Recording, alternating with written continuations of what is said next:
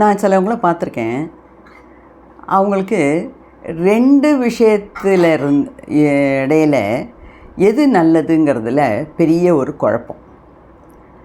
2 விஷயத்துக்கு இடையில் எதை செலக்ட் பண்ணலாம், எதை சூஸ் பண்ணணும் அப்படின்னு தெரியாது.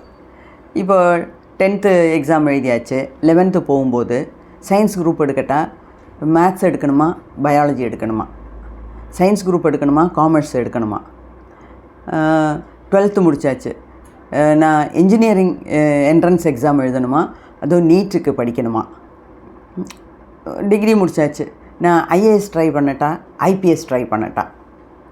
இந்த மாதிரி 2 விஷயத்துக்கு இடையில் அவங்களுக்கு பெரிய மன போராட்டம்.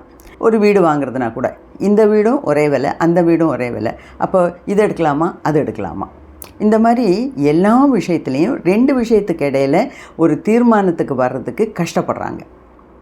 இவங்களுக்கு என்னென்னா, வெளியே பார்க்குறதுக்கு குவைட்டாக இருப்பாங்க, அதே சமயத்தில் மனசுக்குள்ளே இந்த போராட்டம் நடந்துக்கிட்டே இருக்கும்.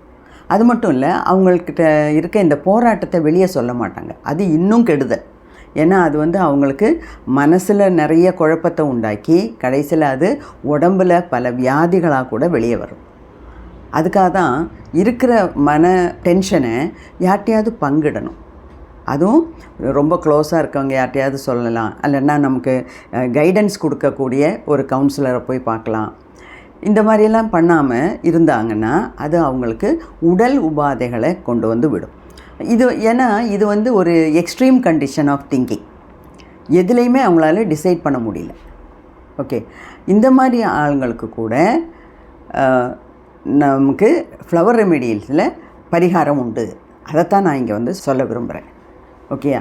அப்போது உங்களுக்கு இந்த மாதிரியெல்லாம் வாழ்க்கையில் 2 விஷயத்தில் எது பெட்டர் அப்படின்னு செலக்ட் பண்ணுறதுல எப்போவுமே கன்ஃபியூஷன் இருக்குது அப்படின்னு தோணுச்சுன்னா என்னோடய வாட்ஸ்அப் நம்பருக்கு சேட் க்ரியேட் பண்ணி காண்டாக்ட் பண்ணுங்கள். இந்த கரெக்டான ரெமிடியை சாப்பிட்டிங்கன்னா இந்த குழப்பத்திலேருந்து வெளியே வரலாம்.